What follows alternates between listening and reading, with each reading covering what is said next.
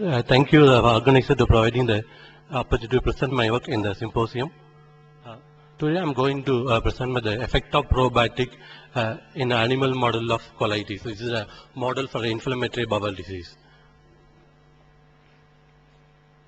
So the pathogenesis of inflammatory bowel disease is not known. That most likely the abnormal immune responses to the luminal fluoride may be a factor.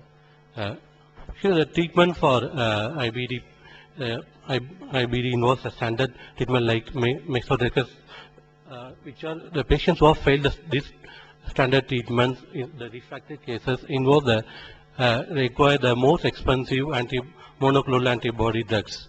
So the alternative for this will be administration of probiotic microorganisms. So it is known that in an inflammatory bowel disease or an animal model of inflammatory bowel disease, there will be a dysbiosis. That is the alteration of gut microbiota. There will be increase of more in aggressive bacteria, and there will be a decrease in productive bacteria like Lactobacillus bifidobacteria. So it's unknown that interleukin knockout mice produce a spontaneous colitis. Actually, the probiotic E. coli, Lactobacillus are proven to be reduce this inflammation, the IL-10 knockout mice. The VSL3, which is a mixture of Lactobacillus and bifidobacteria, are shown to be maintain the remission in pouchitis disease. They also may maintain the remission in the Crohn's disease. Another probiotic bacteria is known as E. coli nicelle, which is proven to be maintain the remission in the UC patients. So it is known that maybe VSL3 contain more number of bacteria may be proven to be effective in compared to other single bacteria. So these pictures show that what are some of the effect of probiotics in the gut health. So they influence the gut microbiota, they influence the intestinal epithelial cells, they also modulating the immune cells. So most of this effect was studied based on the in vitro studies, but when they studied on the in vivo, then the properties may be some way changed.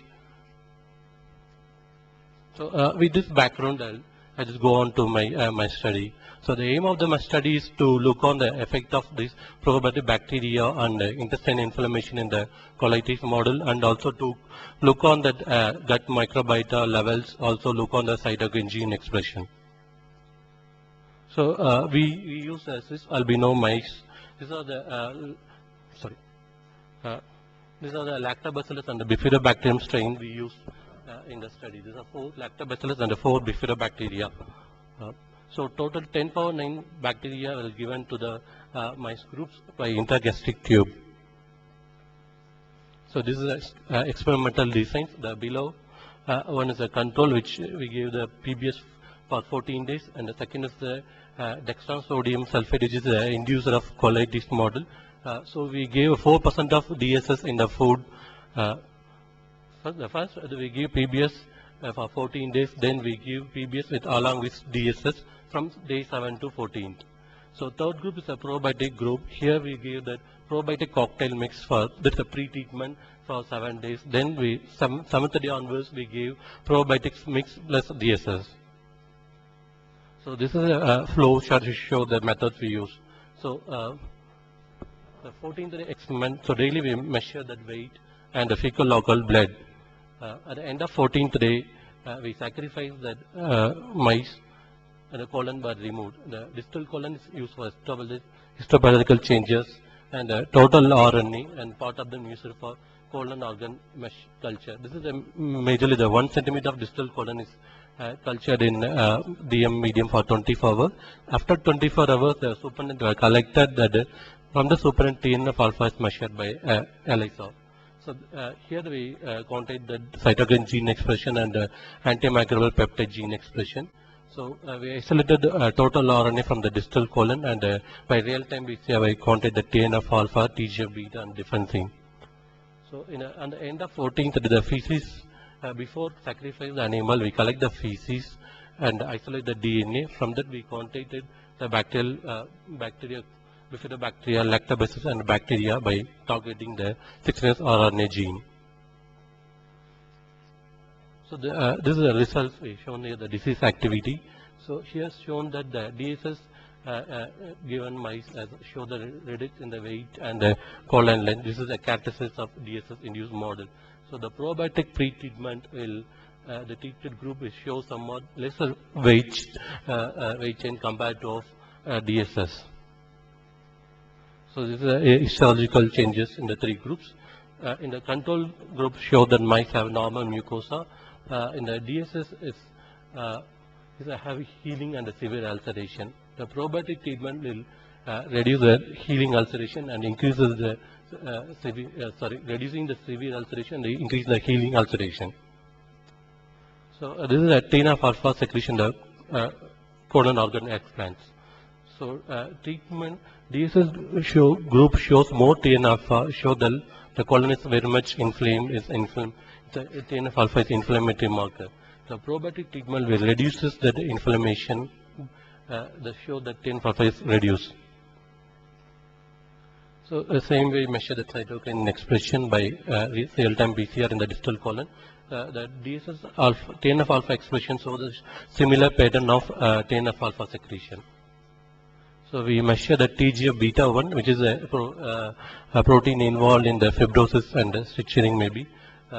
So here it shows similar pattern of TNF-alpha secretion. The DSS group have more TGF-beta1 expression, and probiotic treatment will reduce that expression. So we counted that beta defensine from the distal colon.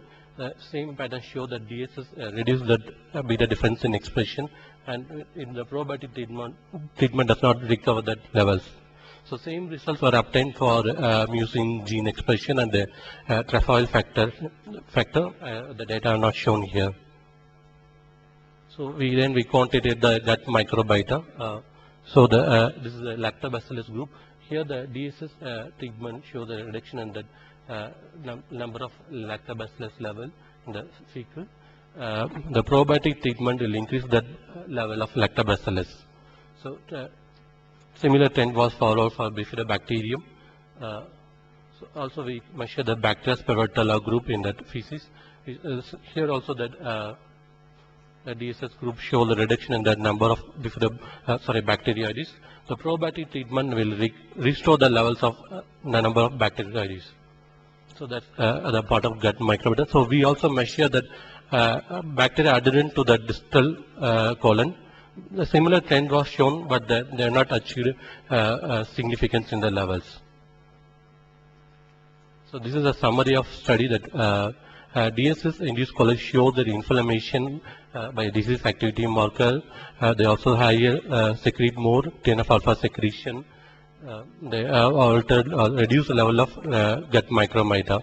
So probiotic administration reduce the severity of colitis and reduce the TNF-alpha secretion. They reduce the inflammation. Also, they increase the relative proportion of gut microbiota. So, at the end of the study, I conclude that prior administration of probiotic cocktail will prevent the gut inflammation, attenuate the colitis, restore the gut microbiota levels. Thank you.